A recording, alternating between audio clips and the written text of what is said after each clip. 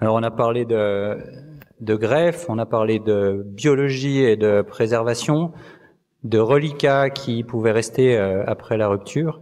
Et donc l'étape d'après, c'est d'analyser et de parler de réparation de ligaments croisés antérieurs et de savoir s'il y a une place.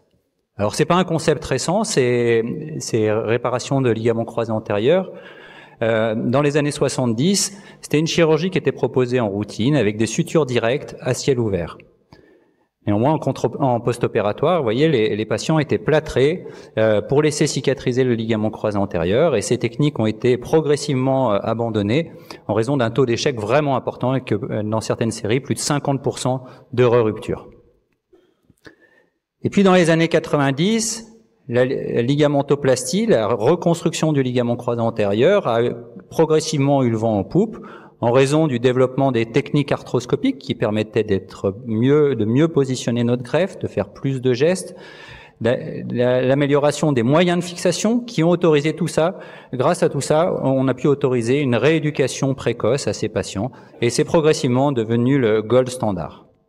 Néanmoins, il persiste un certain nombre de problèmes, notamment la morbidité du site de prélèvement chez ces patients, qui s'en plaignent quand même de façon régulière, et puis des patients qui, soit liés au site de prélèvement, soit les techniques elles-mêmes, des taux de reprise au sport qui sont décevants, avec plus d'un tiers de nos patients qui ne reprennent pas au niveau initial. C'est pourquoi dans les années 2000, un certain nombre de promoteurs de la réparation du ligament croisé antérieur ont mis des choses en place pour essayer de retrouver un regain d'intérêt dans cette chirurgie, notamment Gordon Mackay et Greg DiFelice. Leur technique était avec pour postulat que les sutures directes ne marchant pas, il fallait y associer une technique additionnelle. Ces techniques avaient déjà été décrites dans les années 80 par Pierre Chambat et Richard Stedman, et où ils avaient montré que ces réparations avaient de meilleurs résultats si on y adjoignait une plastie antérolatérale ou une plastie d'augmentation. Les indications maintenant, elles sont quand même assez strictes et bien définies. On va pas pouvoir proposer ces chirurgies à tous les patients qui ont une rupture du LCA, mais uniquement les patients qui présentent une avulsion proximale du LCA, les Sherman 1 et 2. C'est des patients à qui il va falloir proposer une chirurgie rapide dans les 15 jours qui vont suivre le traumatisme idéalement, et avoir de ce fait un tissu ligamentaire de bonne qualité. Les principes de base de cette chirurgie, ce n'est plus uniquement la suture du LCA, mais il va falloir y ajouter un tuteur, un brace pour les anglo-saxons. Ce brace peut être soit synthétique, c'est ce que font Gordon Mackay et DiFelice, ou bien un tuteur biologique. Et nous, en routine, on utilise cette technique-là avec le Gracilis, qu'on va utiliser comme tuteur biologique pour stabiliser notre réparation. La technique, elle repose tout d'abord sur l'évaluation du reliquat et de voir ce qui reste et de sa réductibilité. On va ensuite débrider très doucement l'insertion fémorale et on va prélever juste le gracilis. Nous, on y adjoint dans tous les cas une plastie antérolatérale suite aux travaux qu'on a fait pour diminuer le taux d'échec. Et donc, on fait notre technique à double brin avec 2 tunnels dans le tibia et un tunnel combiné LCA-LAL sur le fémur avec une incision sur l'épicondyle latéral. On va ensuite réaliser le tunnel tibial de petit calibre, diamètre 5, pour aller, et avec le shaver, on va aller tunneliser la greffe, le reliquat, pardon, pour pouvoir y passer notre greffe de droit interne. Le tunnel fémoral est tout à fait classique en outside-in selon nos habitudes. Et on va ensuite passer 2 fils qui vont servir de relais, l'un pour le greffon de gracilis et l'autre pour les fils de suture de réinsertion du ligament croisé.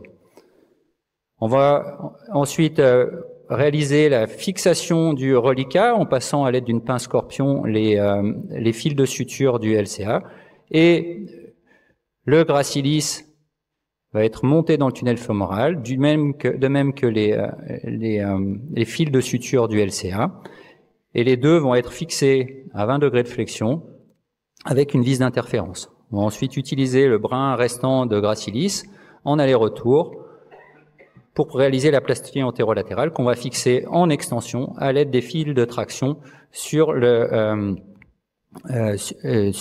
sur le reliquat de croisée antérieure. Voici l'aspect final avec un LCA qui est bien tendu et qui est bien remonté sur son insertion fémorale. Donc, qu'est-ce qu'on peut attendre de ces techniques entre guillemets récentes? Est-ce que ça marche? Est-ce que ça marche pas? Il y a un certain nombre de données qui commencent à sortir maintenant, notamment cette méta-analyse qui rapporte des taux d'échec acceptables autour de 11% sur plus de 1000 patients. De même, nous on avait évalué sur 2 études matchées l'efficacité de ces 2 traitements, soit avec un greffon, avec un tuteur synthétique, soit avec un tuteur biologique. Et on avait rapporté des taux de rupture qui étaient un peu supérieurs dans les réparations, 5 à 6%, contre seulement 0% dans les reconstructions. On était à plus de 2 ans de recul. Mais si on sélectionnait bien les patients, qu'on prenait des patients un peu plus âgés, plus de 21 ans, on se rendait compte qu'on arrivait à baisser notre taux de rupture avec seulement 2% de rupture dans les réparations contre 0% dans les reconstructions.